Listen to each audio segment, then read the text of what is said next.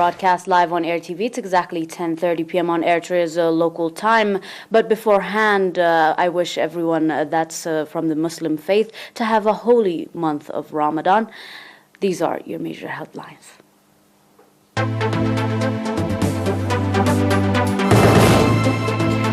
NCEW organizes various development activities,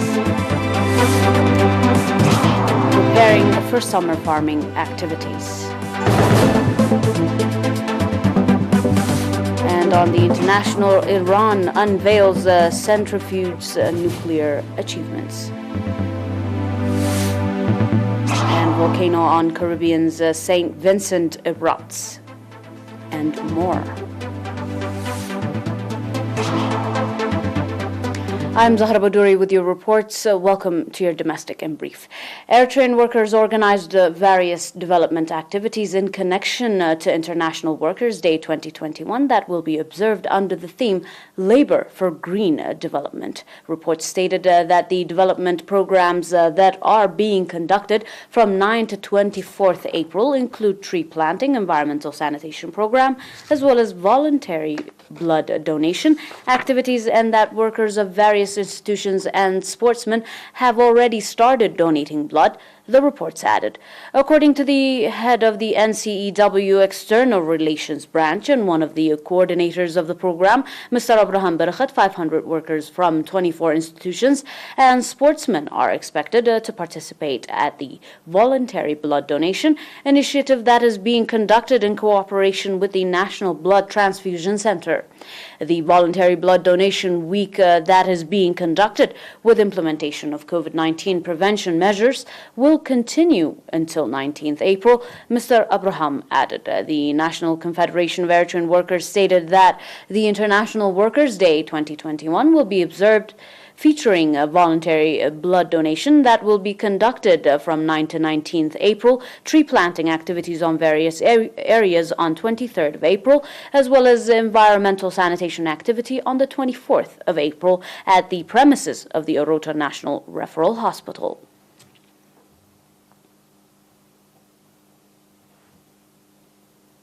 As part of efforts to prepare for summertime farming activities, residents of Adi Gubdo at Mandafara subzone are involving in an extensive soil and water conservation as well as renovation of divergent canals popular campaign, indicating that protecting the dam that is built with over 1 million NOK from silt thereby ensures its sustainability is one of the major objectives of the popular campaign. Mr. Habtu Tsagai, administrator of Adi Gubdo, said that the residents are working twice a week to renovate water diversion schemes. Participants on their part stating encouraging results is being registered from the soil and water conservation popular campaign extended in the last several years, noted that the effectiveness of their activities is being reflected in ensuring potable water sources both for humans and animals.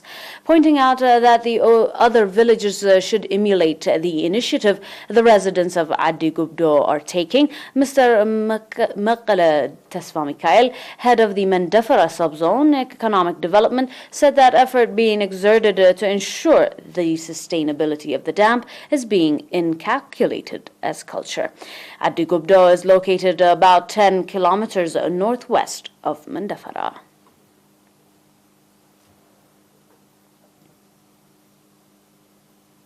And on your final domestic, extensive soil and water conservation activities as well as environmental sanitation and renovations of road is being conducted in Kilamat administrative area, Akurdat subzone, indicating that the popular campaign mainly focuses on the construction of micro dams expected to ensure potable water supply. Mr. Mahmoud Muhammad Noor commended residents for their strong participation. Mr. Gasgis Magzeb, head of the economic development on his part, stating the popular campaign is part of the development effort all administrative areas are conducting in an organized manner, said that it's registering encouraging results. However, reports indicate that several services provision institutions, including educational ranging from preschool to junior, as well as health facilities, are being put in place. Up next with your international news, do stay with us for more.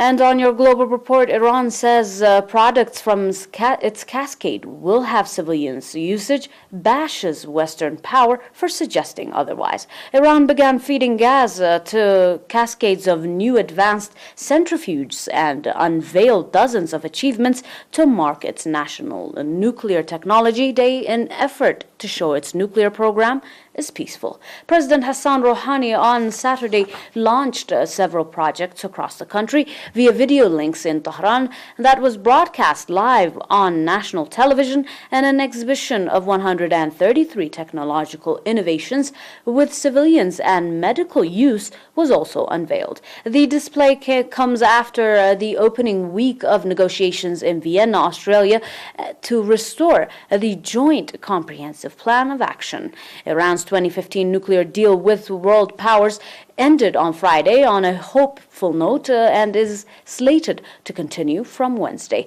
In Safan's Natanz, where Iran's largest nuclear facilities are located, the order was given to feed gas to 164 all-Iranian ERi-6 centrifuges with 10 SWU separative work units that indicate the amount of separation done by an enrichment process. The ERi-6 was also deemed the most sustainably efficient centrifuge Iran currently deploys, which is slated to be mass-produced on an industrial level. It was said to be able to produce 10 times more uranium fluxofluoride than one R1 Iranian's first-generation centrifuge.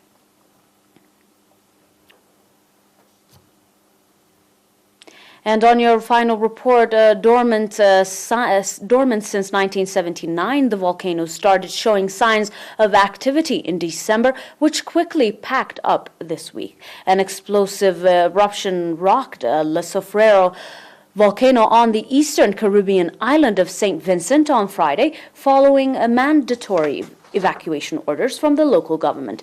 Emergency management said that the ash column rose about 6 kilometers high and that the ashes was head east towards the Atlantic Ocean. Dormant since 1979, the volcano started showing signs of activity in December, spewing steams and smoke and rumbling away. It packed up this week, prompting Prime Minister of St. Vincent and the Gerundans, Ralph Gonslave, to order an evacuation of the surrounding area late on Thursday. Heavy ashes fall also was reported in communities around the volcano, said Joseph, director of the University of the West Indies Seismic Center. In quotation, more explosions could occur, she said in a phone interview with the Associated Press, adding that it was impossible to predict whether they might be bigger or smaller than the first one. There were no immediate reports of casualties from the eruption that occurred 4 days short of the 42nd anniversary of the last seizable eruption. Dear viewers, that is all for now with your domestic and international news in brief. Until we are back with some more news, stay and enjoy the rest of our programs. But until then, have a happy and holy month of Ramadan, and thanks for watching.